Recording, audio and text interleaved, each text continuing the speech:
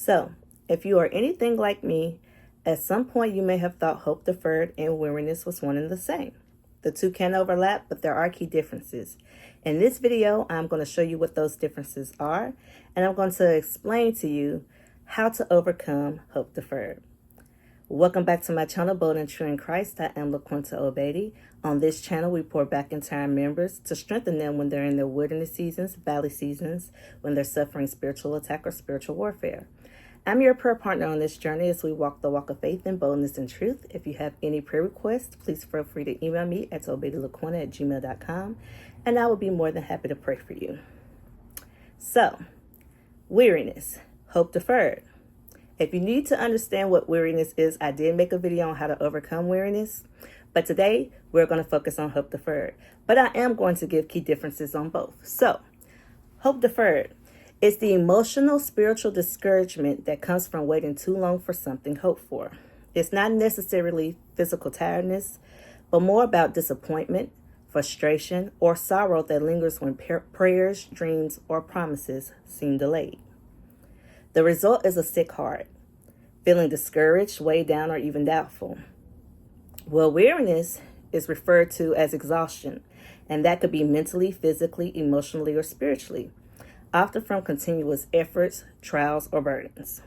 Unlike hope deferred, which stems from delay, weariness comes from overexertion or prolonged struggle. It can cause giving up or losing strength in the journey. So what are the differences? Hope deferred, the ache of waiting too long without seeing the promise, right? And weariness, the exhaustion from carrying burdens or fighting too long without relief. Or you can look at it this way. Hope deferred affects the heart, which is your emotions and your spirit. Weariness affects the strength, mind, body, perseverance. Hope deferred is a heart issue. The only way that can be healed is by fresh hope in God. Weariness is a strength issue. It is helped by renewed resting in God's power. So, now that we know the key differences, let's go ahead into hope deferred. When hope is renewed, the heart is healed. When strength is renewed, the journey continues. So now we are going to discuss overcoming hope deferred.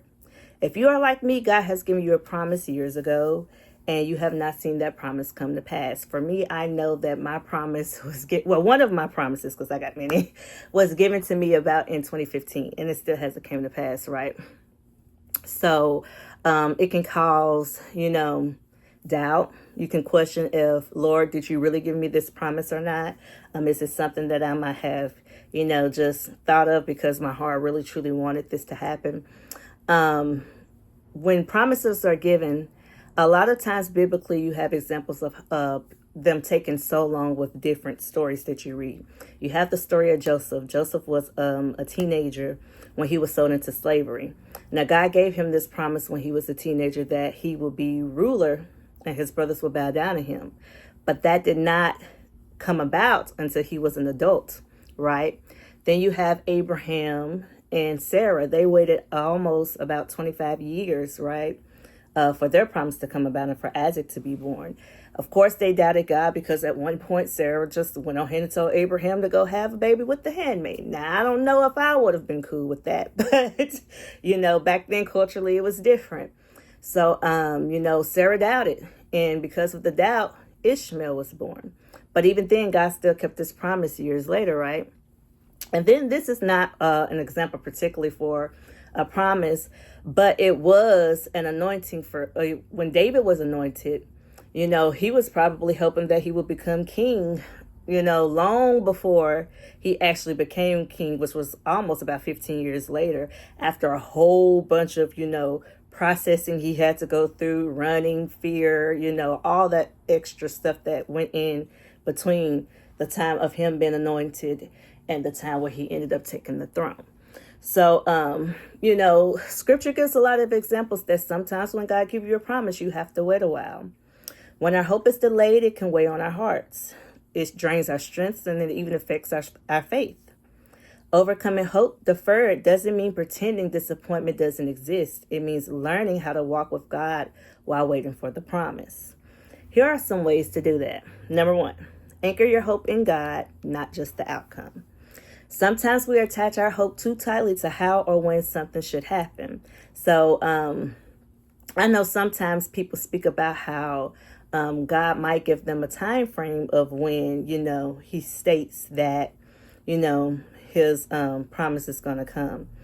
And sometimes you'll kind of tie that time frame into what the promise is and how long it would take, but maybe the time frame that he gave you might be for something else, and you could just, well, let me use me as for example. One download that I did get was by my birthday, and that doesn't mean necessarily that the promise he gave me in 2015 is going to happen by my birthday. It can be something totally different that God is telling me to look out for by my birthday, right? And so you have to realize that sometimes when you get a time, not necessarily a specific time, but a time frame of when something is supposed to take place, it doesn't necessarily mean it's going to be the exact thing that you've been waiting for, or it's going to look the exact way that you are hoping for it to look, right? Because it can be very subtle about how it appears. So you got to be aware of that. So what you do is you shift your hope from the outcome to the God of the outcome, and you strengthen your heart. Hebrews 6:19, you can look that up, calls him the anchor for our soul.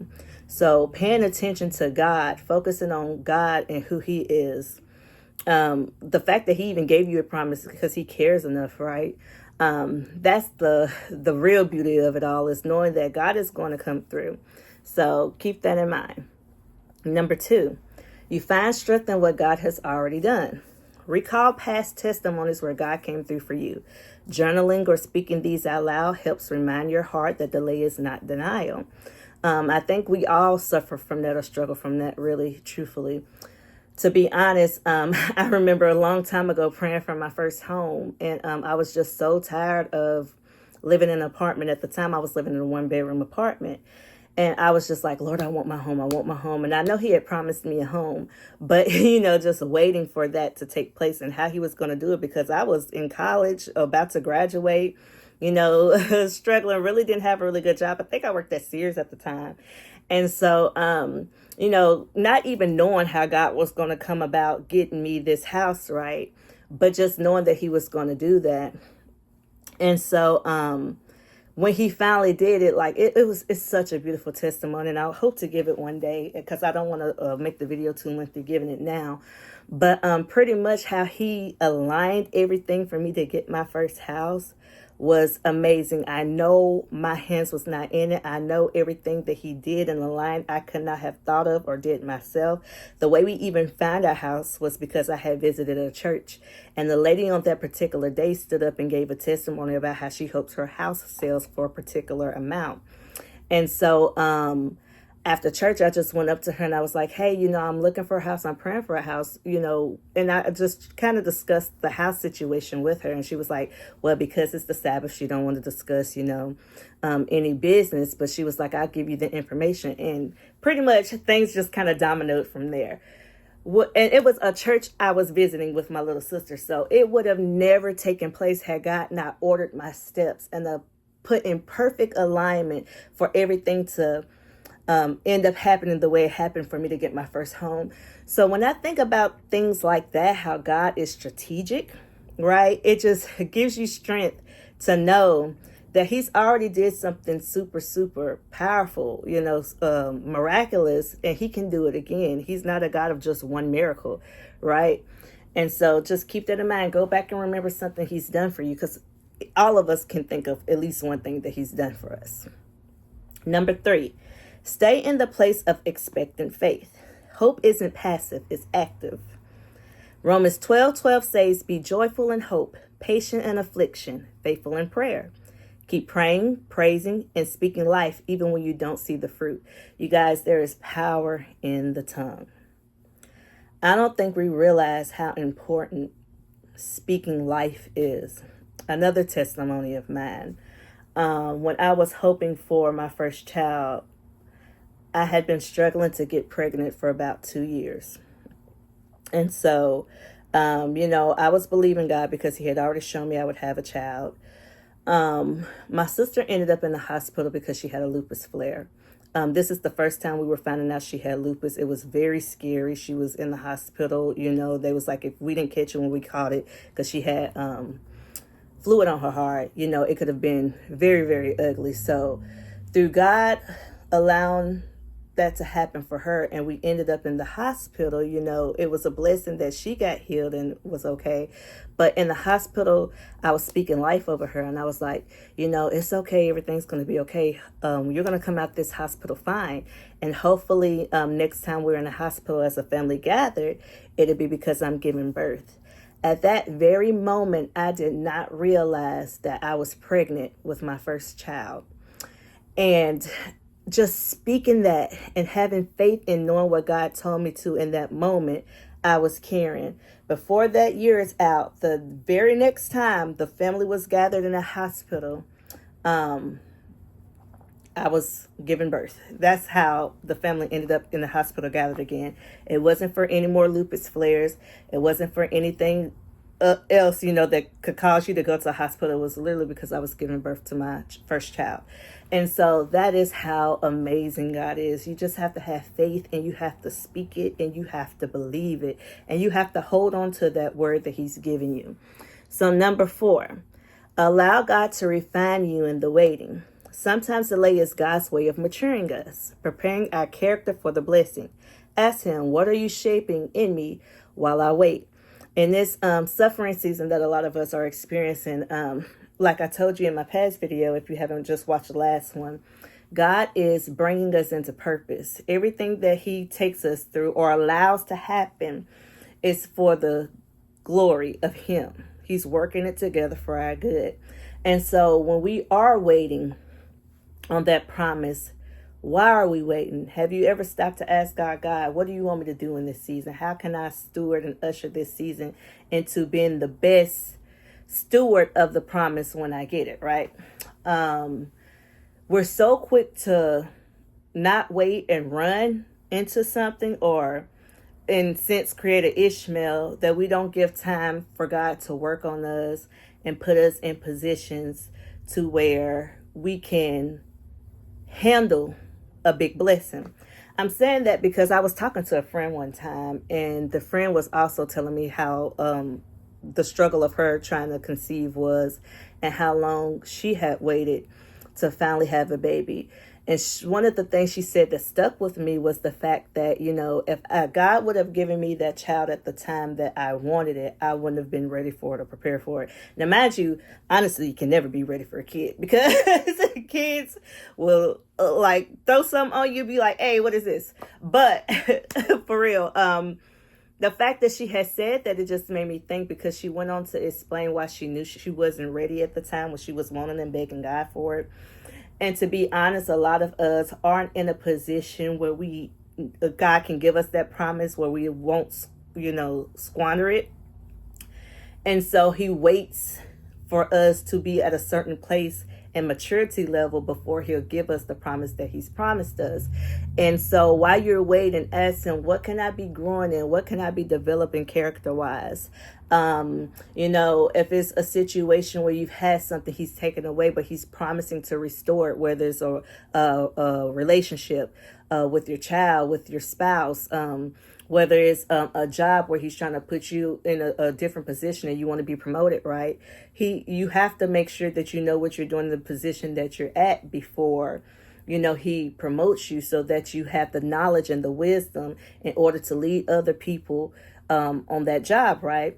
And so you have to be sure that you are prepared for that and you are ready for that. So ask God to help you steward the waiting season, and ask him to help you grow in knowledge and wisdom to prepare you for the blessing that he has for you. Surround yourself with encouragement. Hope deferred can isolate you. Staying in fellowship, hearing the word, and being around people of faith strengthens your endurance. So this is kind of like the weary season, right? Where you have to surround yourself with community. Well, you also have to surround yourself with encouragement. And to be able to surround yourself with encouragement, you need community. So that's like one of the overlapping situations from weariness and hope deferred. Stay in fellowship. hearing the word, and just seeing how God kept his promises to people in the Bible. There's so many stories. Then you have your people who are consistently pouring life into you. Even when my sister was in the hospital bed, I might have been talking about my promise and my wants or my needs, but at the same time, I was pouring back into her saying, you're going to get out of this. We're going to be okay. We're going to be celebrating the next time we're in the hospital, right? So you have to encourage yourself with like-minded people. Receive daily bread. Jesus taught us to pray for daily bread, meaning strength for today. Instead of being overwhelmed by the whole journey, ask God for the grace to trust him this day. As I told y'all before, I'm going to say it again. It is a daily task. You put on your armor every day. You wake up in faith every day. You ask God for strength every day. You're encouraging yourself every day. You're walking by faith every day. It is an everyday process. Sometimes it is a moment-to-moment process because something can happen. Someone can say one thing and it can completely throw you off and distract you from what you've been thinking about or waiting about. That's going to be another message too, by the way, you guys. Guarding your thoughts. Because I was just thinking about that today, how you can listen to something and it could be negative and your whole mind and posture changes, but you can listen to something that can be positive and it just make your day so much better, right? And that's what God's word is for us. So that's going to be another one. But back to what we're talking about. Just trusting God and receiving that daily bread daily. So that's the difference between being weary and hope deferred, and that is the steps to overcoming hope deferred. Because both of them overlap, go back and listen to the weary and how to overcome that video, because everything that you do for weariness, you can kind of do for hope deferred, and then you can kind of fluidly flow between the two. Because most of the time, hope deferred can segue into weariness, or vice versa. Weariness can segue into hope deferred. So it's a tool to use for both. Okay.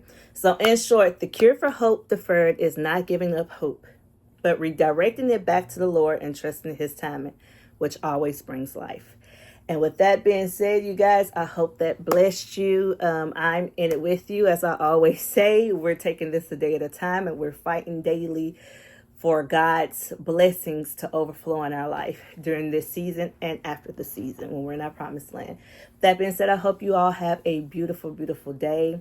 Do something good for somebody and love on God because he loves you too. Bye-bye.